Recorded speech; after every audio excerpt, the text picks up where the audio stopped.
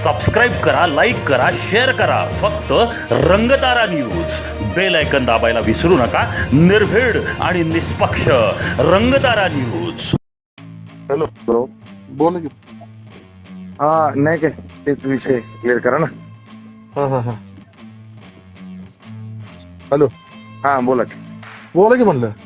नाही तो विषय मी बोललो ना तुम्हाला तसं विषय संपून टाका ना. मी तुम्हाला करून देतो ना, संपून देतो ना विषय. काय होतं, मला लय जण गावातले फोन करतात असं होतं. फक्त विनंती होती माझी, दुसरं काही ओह त्या विनंती काही भाऊ तुम्ही मोठे. नाही. हो म्हणून तर म्हणतो मी, गावातले आहेत माझा विषय म्हणून ते मला सगळी जण फोन करतात, जरा सांगा तुम्ही. मग असं होतं. मग आता 2 वेळा आपलं बोलणं झालं, पण माझी विनंती आहे तुम्हाला, काय असेल ते विषय संपवून देतो प्लीज. काय झालंय, मोदीचं ना आपले विषय जरा जुने आहे, त्यानं बरेच कामात त्यानं घोळ केला. आपलं कॉन्ट्रॅक्टर जो साजने आहे. हळू घे पुढं. हळू असं आता थांबा. हॅलो, एकच मिनिट ऐक. चल पुढं. हवं सर येऊ का वकील साहेब? हो येच. बसवतो तुम्हाला, या मोठ्या माणसाला बसवायला. चलो. हॅलो. हा हॅलो. नाही तेवढं प्लीज विनंती होती. त्याच हो तसं नका. माझं आणि ते कॉन्ट्रॅक्ट ह्याचं काहीच नाही.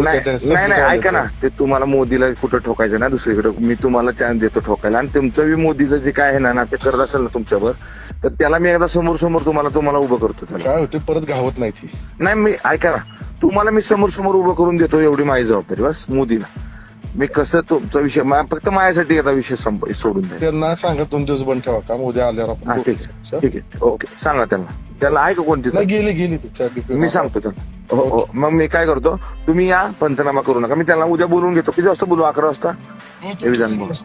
हो चालेल ओके. जय हिंद, जय संविधान. मी सामाजिक कार्यकर्ता महेश शिवदास. आज सातारा शहरात नगरपालिकेची निवडणूक लागलेली आहे. बरेच उमेदवार ह्या नगरसेवकाच्या पदासाठी रिंगणात उतरलेले आहेत.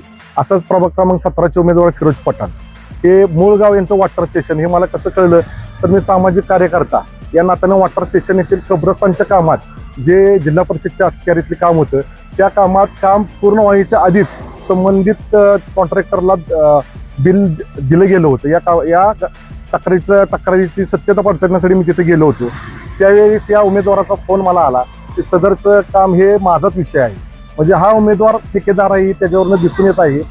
दुसरी गोष्ट, मी तुम्हाला विनंती करतो की या कामाचा पंचनामा आपण करू नका. मी त्यांना सांगितलं, साहेब हे अधिकारी हे भ्रष्टाचारी अधिकारी आहेत, ते परत कुठं कसल्या ह्याच्यात गावत नाहीत. तर संबंधित अधिकारी एक्झिक्युटिव्ह मोदी नाव त्यांचं, त्या अधिकाऱ्याला मी तुमच्या समोर उभा करतो. मी त्याला ठोकतो आज शासकीय अधिकाऱ्याला ठोकतो. पण हे कोण उमेदवार, म्हणजे आज हे गुंड आहेत.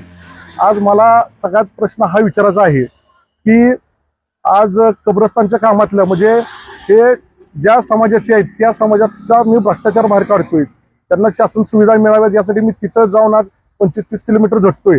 उद्या हे नगरसेवक म्हणून निवडून आल्यानंतर समाजात आल्यावर सामाजिक कार्य काय करणार आहेत, हा फार मोठा प्रश्न निर्माण झालेला आहे. दुसरी गोष्ट, ठोकाटोकीची भाषा, म्हणजे शासकीय अधिकाऱ्याला मारणं, कायदा तुम्ही हातात घेताय. म्हणजे आज हा नगरसेवक म्हणजे गुंडगिरीच उद्या प्रस्थापित करणार आहे, अशा पद्धतीचं हे मला कॉल त्यांनी करून विनंती वजा धमकी अशा पद्धतीचं माझ्यावर संभाषण केलेलं आहे.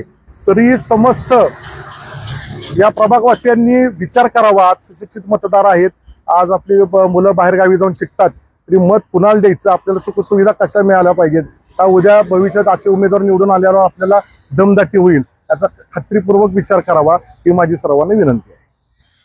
जय हिंद.